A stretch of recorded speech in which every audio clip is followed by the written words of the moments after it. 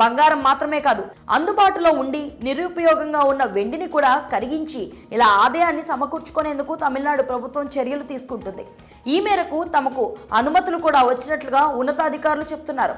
ప్రస్తుతానికైతే తిరుచిరపల్లి జిల్లాలోని మరియమ్మన్ ఆలయం నుంచి మిగతా ఆలయాల కంటే ఎక్కువ బంగారం సమకూరుతుందని తెలిపింది. ఏకంగా 424 కిలోల బంగారాన్ని ఈ ఆలయం ద్వారా తీసుకుంటున్నామని చెప్పారు. చూస్తుంటే రాను రాను ఈ కార్యక్రమాన్ని మరింత ఉధృతంగా నిర్వహించే అవకాశం ఉన్నట్లుగా కనిపిస్తుంది.